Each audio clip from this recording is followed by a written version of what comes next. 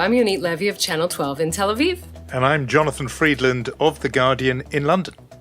And we are Unholy, two Jews on the news from Keshet Podcasts. Hi, Jonathan. How are you doing, Yonit? Well, it's been a week since the ceasefire took hold. I've lived in Israel most of my life, and it still does not cease to amaze me how quickly things go back to normal. Maybe more precise to say we've gone back to our normal abnormality. It is a kind of amnesiac nation a bit. It often strikes me in Israel. Events can happen, and literally within a few hours, people kind of clear up, and it's as if it didn't happen. And it is strange. So you think something like that's happened this week? Oh, completely. We live between extremes. I mean, it's not like we see the glass half empty or the glass half full. It's either the glass is overflowing or someone stole your glass, right? Yeah. So last week we were with the rockets running to the shelter trying to figure out where the light switch is and how to explain the Israeli-Palestinian conflict to your 3-year-old girl. And now it's like we're back to fighting about politics and will we have fifth elections? There's never, ever a moment of just middle ground, of just quiet. And the strange thing is actually, probably here, it's in the air more because we're still talking about the fallout from it, the implications from it, which in fact brings me to a rather special bit of the program. Normally, we hand out our Mensch of the Week award at the end of the podcast, but we are upending things this time because we are giving our Mensch of the Week award right now. And in another twist, we're doing it, Yonit, in person.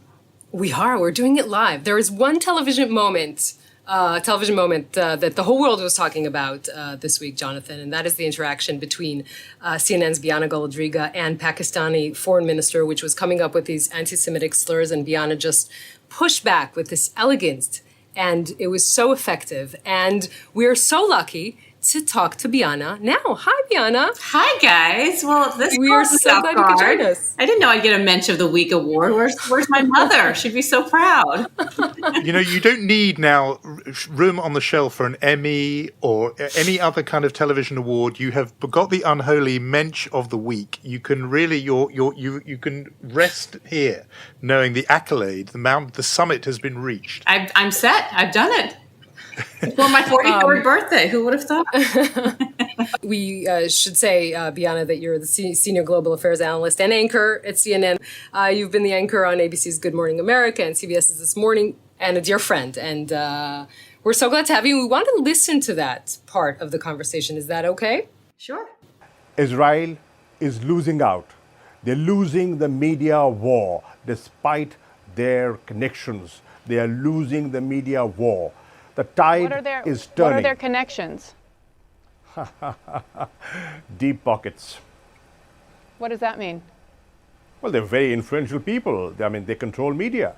I would call that an anti-Semitic remark. Well, you see, the point is they have a lot of influence and they get a lot of coverage. Mr. Foreign Minister, thank you so much for your time. I would just ask you personally to please avoid using anti-Semitic tropes that you used at the beginning of our conversation. I think they are very... I have never been anti-Semitic and I never will be. Okay. We'll leave it there. See, I've now watched that several times over. I'm sure you have too. It went kind of pretty wild on social media in various different forms. The thing I think when I watch it is when he says this moment when he says, well, they have connections and deep pockets, there is a look, I think, that goes across your face, which is, can I believe that he has actually said these words? Like, it's almost a sort of internal double take that I saw across your eyes. Yeah, well, you're right. And you picked up on it exactly. It was just at the start at the interview. I don't even think we were a minute in. And Yonit knows me, and for your listeners, I try not to be this provocative kind of, attention-seeking interviewer wanting to press guest buttons all the time. This was clearly 24 hours before the ceasefire, and we were talking about a very important subject. I had previously just interviewed the IDF spokesperson and then a Palestinian who lived in Gaza and talked to her about what her life was like there on a daily basis. So going to him, he'd come out of a UN meeting and what he'd been hearing about, how close the ceasefire was. So I think what shocked me, and the reason why I sort of put the brakes on, was that was completely out of bounds from where I thought my question was directed. I thought it was straightforward. I expected him, and he began the answer. If you listen, he said, I think the tide is turning. I think that we may be closer to a ceasefire. And I thought we were headed in one direction. And then all of a sudden it was just, where are we going with this? And I didn't want to assume or put words in his mouth, which was the reason I asked him to follow up on what the connections were that he was talking about. And, when he said deep pockets, I asked, what does that mean? And then obviously, you heard his answer. I was trying to remember when there was another incident of someone pushing back on or calling out anti-Semitism so clearly. And tragically, I couldn't remember too many examples of that on air. Well, this to me was so blatant. And, I thank you. So, you just sort of showered me with praise, which I think is a lot of it is unnecessary and a bit too much. But, as you can imagine, the other end, I've received a lot of, criticism and some nasty, this is sort of the world we live in with social media. And I choose not to go into that. But I was surprised that this was even controversial, that what he said, that they own the media. I mean, it is one of the most, well-known tropes associating Jews with power and their connections with the media. And maybe I was naive. I was really surprised to hear that people were even questioning his answer. I thought it was so straightforward. And what I had assumed was that after I called him out on it, he would, maybe walk it back or clarify what he meant. But he just went deeper into it and doubled down. And it was an unfortunate conversation. I mean, if this had been anyone else and somebody not in his power and not the number 2 or number 3 foreign head of Pakistan, their top diplomat, I probably would have ended the interview because it's just a waste of time. And why are you giving somebody like this airtime? But I thought that, he went further into they have to justify or explain why, this stereotype exists and why this anti-Semitic trope exists, as opposed to somebody in his position trying to, condemn it. It was unfortunate, and it was a long interview. I was hoping to move back to a different, topic and the topic at hand. And it was also hard in the back of my mind to just let that go too. And funnily enough, the thing in the back of your mind, I felt I could see that even through the interview, you're still sort of almost partly as TV interviewer, but also as a Jewish person who's just heard a horrible anti-Semitic thing being said. And there's that feeling where you sort of go your kind of neck goes hot. You can't believe someone's done this, and you're having to proceed with the interview. But it's interesting, this point about the naivety, because he almost answers you in the interview as if you're the one being naive, as if, well, obviously, these people have deep pockets, and connections. Don't we all know that? Never explains who these people are, but somehow I don't think he's talking about, the Israeli government. He's talking about Jews. And perhaps in ruling circles in Pakistan, those are the sorts of things that you can take as read. So he kind of looks at you as if, what of it? Right. And I didn't find it my place or appropriate to say, hey, I happen to be Jewish. I would have assumed that any journalist, regardless of their religion, would know what he meant and find that to be offensive and to push back on that, especially someone in his position. And it does go back to a subject that you were speaking about in your podcast last week, just about this moment that we're in, where as journalists, and we try to approach every subject as objectively as possible, when you delve into the Israeli-Palestinian conflict or anything regarding Israel, the question of, well, I'm talking about a government and not a religion, you're always sort of drawn into that debate. And I didn't find it necessary for me to have to identify myself as being Jewish because that was irrelevant. I'm a journalist. And, if anything, I thought he was attacking journalism and as well. And so, but of course, coming out of it, you see the response and a lot of it being, well, of course she's Jewish. And of course, this is why she's, she's biased. And I wouldn't approach it that all. I would like to think that regardless of what my religion was, and if this was not an anti-Semitic trope, but if it were something racist against African Americans or Asians or anybody else, that you would call it out similarly and not have to sort of, separate yourself from your own heritage and your own background from calling a spade a spade. When this started, the latest skirmish, the Operation Guardian of the Walls, like it's called in Israel, we kind of thought here, we're going to look at the same kind of thing. It's going to be the same old, they're shooting rockets at us, we're shooting back after a couple of days ceasefire. We know how this plays out. But the volume that I think really surprised us, besides the 4,000 rockets that were sent to Israel, was the volume of what we heard happening outside of Israel. and that sort of spilling over of anti-Israel into these really, really terrible anti-Semitic incidents, not only in Europe, but also in the U.S. Yeah, and you see it here in New York City and some of our major cities. I mean, where there was just a protest, and it was, I mean, we can laugh about it, and my husband and I did laugh about it, but it's actually sad as well. There was a protest right outside of our building in Manhattan. We walked outside and my son turned to me and said, "Is this because of your interview?" And, you know, we laughed, but it was also one of these, you're reminded of what must be going through the minds of children around the world, not only children in Israel and in Gaza and Palestinians, but Jews here as well. And then people saying, well, this is not about a religion, this is about a government, and everyone has a right to criticize a government, and people are being too defensive if they automatically are assuming and tying religion to the government.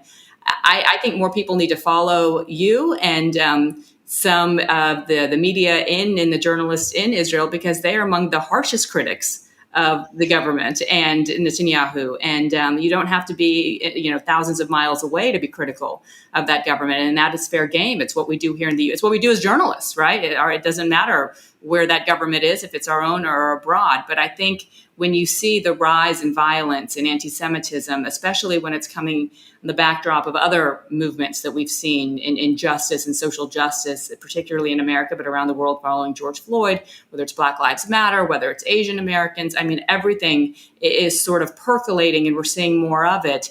And what I'm hearing just from the Jewish community, and CNN just posted a story as well about this, is that there is some concern that while there's so much support for everyone going through this, that maybe some in the Jewish community don't feel they have quite as much support from other activists that have been rallying around other causes.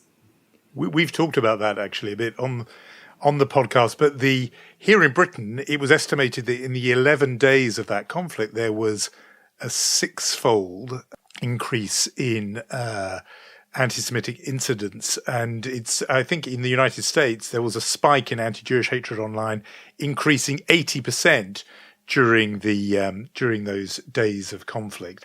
And Jewish leaders met Joe Biden on Monday and Doug Emhoff, the second gentleman, Kamala Harris's husband, meetings about that. So all this has been going on.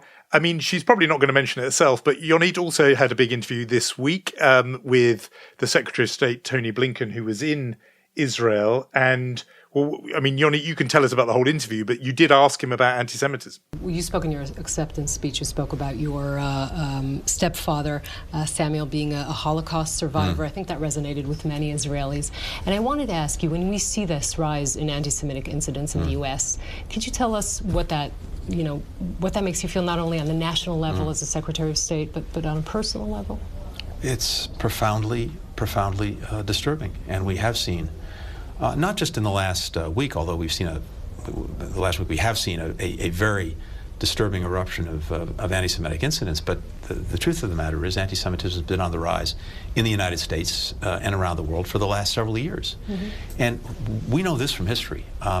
It's the canary in a coal mine, because it's almost inevitable that when you see anti-Semitism erupt and emerge, hatred directed at other groups almost is sure to follow. And we're seeing that in the United States now with hatred directed, for example, at Asian Americans. When I see that, I feel it both on a very personal level, but I also see it as a warning sign, a signal that things are happening that we have to address, because if it's allowed to fester, you wind up having a conflagration that affects a lot of people. It is quite striking hearing Antony Blinken talking like that about anti-Semitism. I mean, one thing that slightly comes out at me is the idea that, as if perhaps he worries that the audience won't necessarily think it's a bad thing in itself. It's bad because it could lead to attacks on other minorities. And I just wondered what you thought about that. Well, look, it's something that that has been in our world and among Jews for millennia, right? And I think that perhaps that is what he was alluding to, that anti-Semitism isn't something new, just like, being racist isn't something that's just popped up over the last 4 years. But here in the United States, there's a bit of whiplash. And I think the Jonathan Greenblatt, the head of the ADL, phrased it well recently when he said, we were seeing it 4 years ago, maybe from the right-wing extremists. And you would go to many rallies, Charlottesville, what have you, the Jews will not replace us. And many of these were Trump supporters, and they were wearing MAGA hats. And you go to the, present day statistics and what we're seeing play out and transpire. And it's many of it is more progressives, people from the left. And what he said is you don't see the MAGA hats. And then you have sort of the middle with elected officials like Marjorie Taylor Greene in the United States and comparing, having to have vaccine identification cards with, Holocaust and Jews wearing yellow stars. And I think what Tony Blinken is trying to say is that while this may not be new, it is something we should always be vigilant against and be aware of, because clearly it's not limited to just Jews. And by the way, if it had, in my view is even if it's just limited to Jews, that's not acceptable either. In the midst of all this, it feels like there's a kind of growing rift between large parts of the Jewish community in the United States, but also between that community and what's happening in Israel. That rift kind of grew larger with the Trump years, obviously, where a lot of Israelis were very supportive of Trump, and the picture of liberal Jews in the United States was, of course, completely different. Does this situation change that in any way? Does it extend this rift? Does it make it bigger? It's interesting. I've been covering many of the Israeli media as well, and the coverage there seems to suggest that there needs to be more of a separation between, in identifying that Jews in Israel are going through a different experience than Jews in America. And I think Matty Friedman explained it well in his piece is recently, that as much as the Jewish world and diaspora, in particular Israeli Jews and American Jews, would like to portray this, we're very similar in our views and in our democracy. It's two different countries and two different dynamics. And we sometimes would conflate, I think, what we've seen here, sort of this progressive movement, this social justice movement, the equation of Black Lives Matter and the Women's March with, the Palestinian suffering, all of that's come together.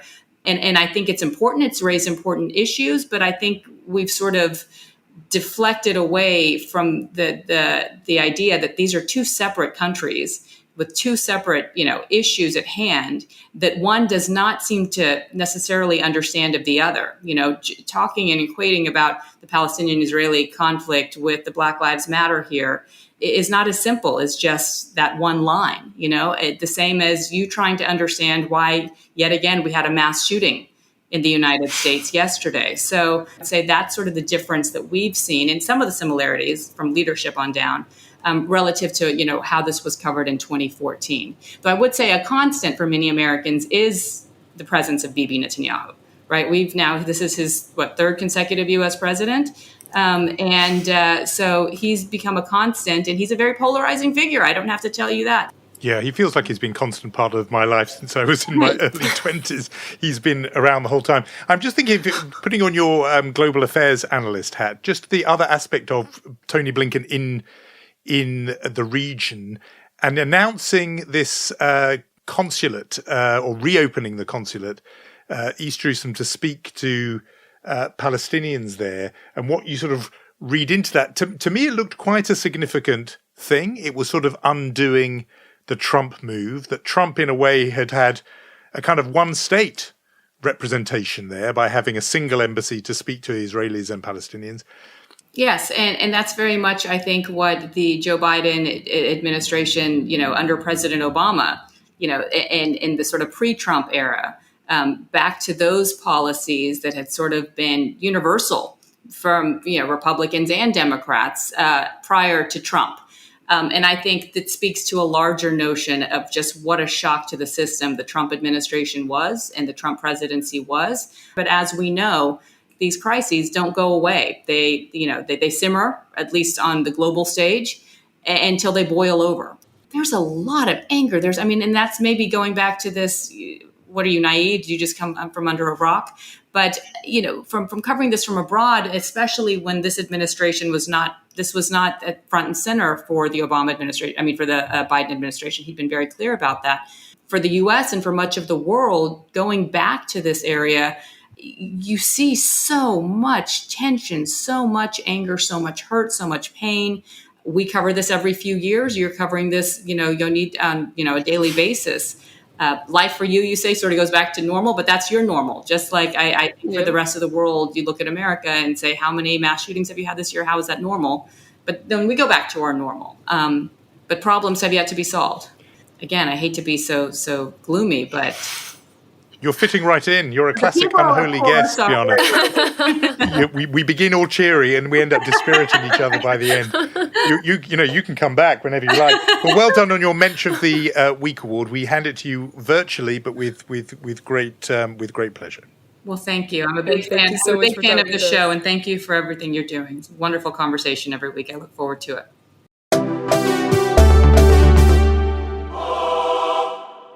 So back to our shtetl, Jonathan, a little bit on Israeli politics this week.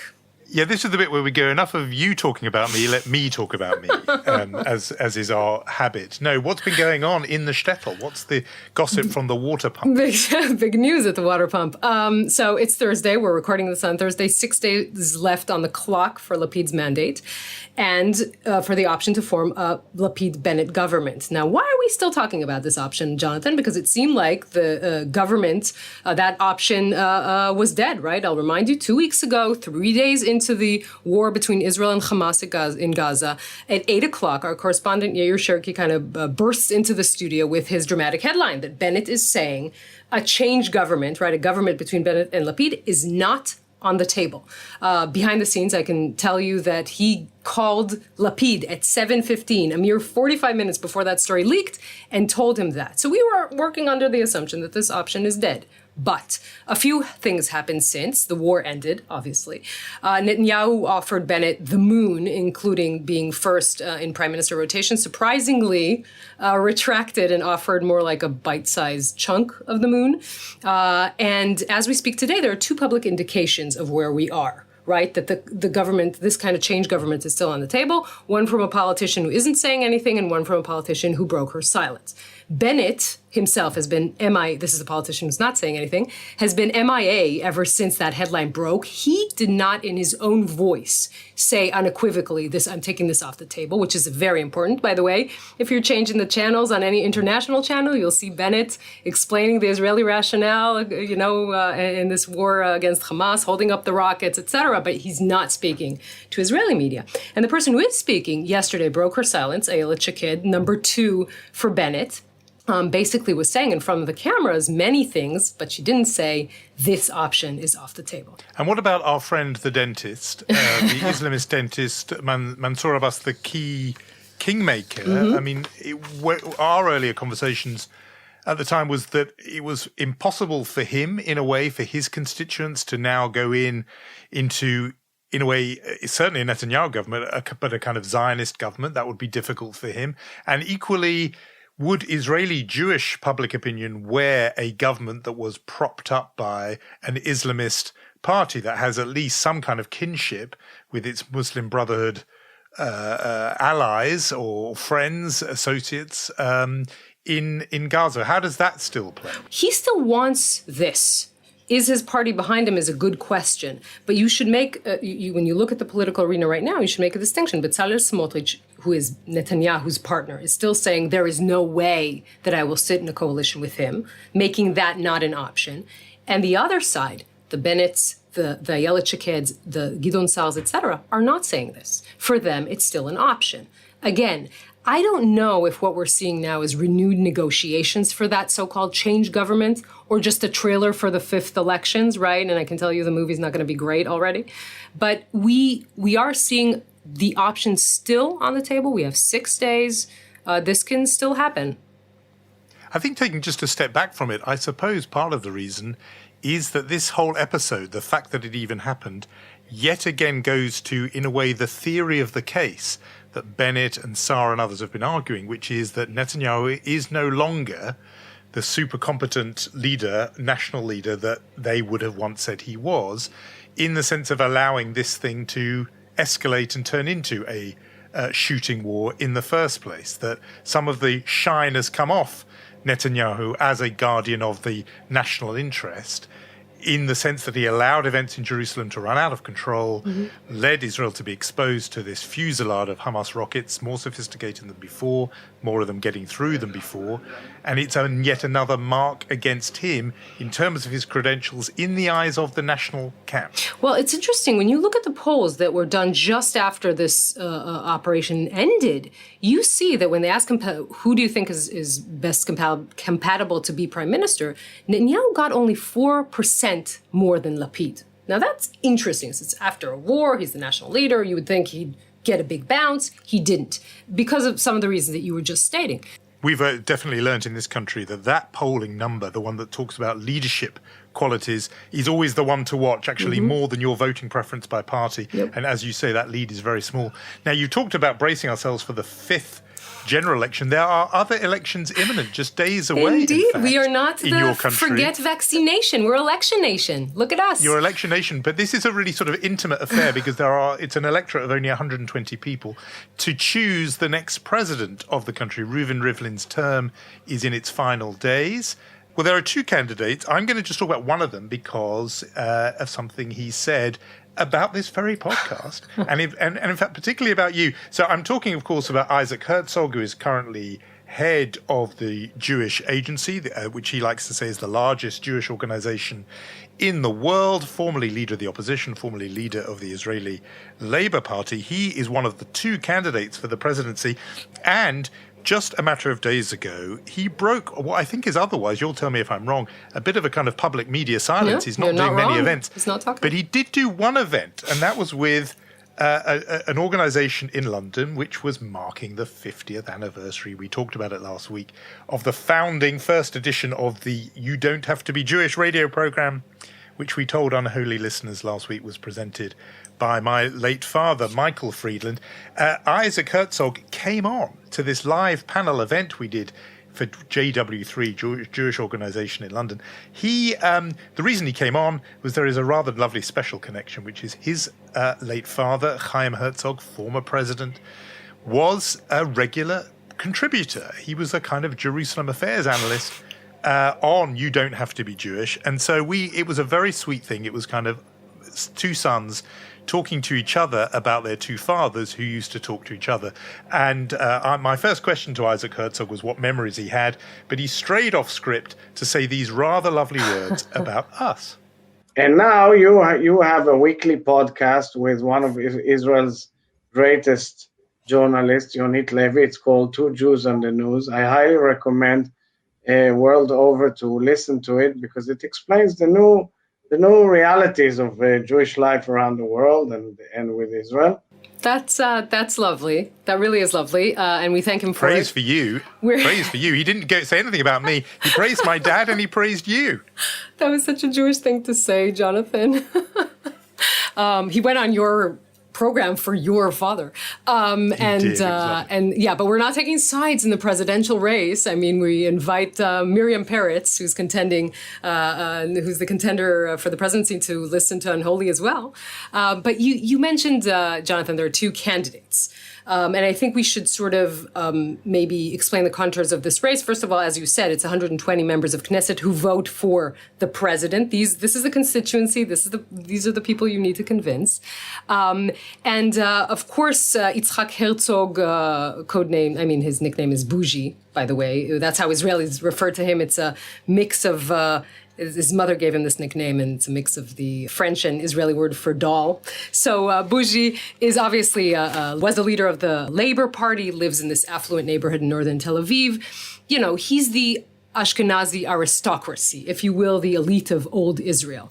And on the other side, you have Moroccan-born Miriam Peretz, raised herself up from nothing, not a politician in any way. She's an educator and someone who's become a household name in Israel after losing both her sons during military service, different incidents a few years apart. And she became this symbol and this inspiration for many Israelis on how to overcome tragedy. And let's listen to a little bit of her talking about that experience in her life.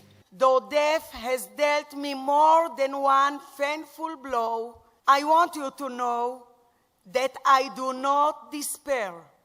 In Morocco, I had to walk with my head always bent and fair. In Eretz Israel, I stand tall, proud, and unafraid. And so I'm interested in Miriam Peretz because she doesn't have an international profile in the way that Bougie Herzog does. I mean, he is the John Quincy Adams for Israel, the son of an earlier president who seeks the same office. And that goes right to the narrative you explained. But Miriam Peretz is, to me anyway, a bit of an unknown quantity. I hear what you say about her personal experience and personal tragedy. What do we know about her politics? Is she the candidate of the Likud world in the way that Herzog must be the candidate of the Labour world? That's a really interesting question. First of all, the Likud has not officially endorsed Miriam Peretz. It's definite that her worldview is closer to the Likud, but they haven't endorsed her. First of all, there's a question why the Likud did not bring forth their own politician. The answer to that is, of course, that Netanyahu wanted to use that as his plan B if he could not get elected again as prime minister. He would sort of this is, I guess, strange to anyone who doesn't understand the Israeli system, but his plan B was to get elected as president, thus being immune from persecution for being indicted and from his trial to continue. But in any case... Did you say persecution or prosecution? Oh, dear, I said that. So let me say that again. Prosecution, definitely. I said persecution. I said persecution. I'll say that again. In which case, Bibi is going to do a message about Unholy for us now, because he's going to love that. He's going to record a little endorsement where if we go around talking about him being persecuted by his enemies. Come on, Bibi, you know the address. 2 Jews on the News at Instagram. Send us a little audio file, and we'll put you alongside the 2 presidential He might actually do that, Jonathan. So prosecution and from being indicted. So that was his sort of line of considering that's not going to happen. The other question you would be asking, if you were not busy waiting for Bibi to send us his endorsement, would be, why is he not putting his weight behind Miriam Peretz? And he's not doing that thus far. The elections are on Wednesday. He's not doing it thus far because he doesn't want to lose. And he still thinks that Bougie is the front runner, so he's not doing that. But again, Miriam Peretz is incredibly popular inside Israel. She's running this campaign that says, I'm not a politician, right? Which I don't know, it works. Does it work for people who are politicians who need to vote for you?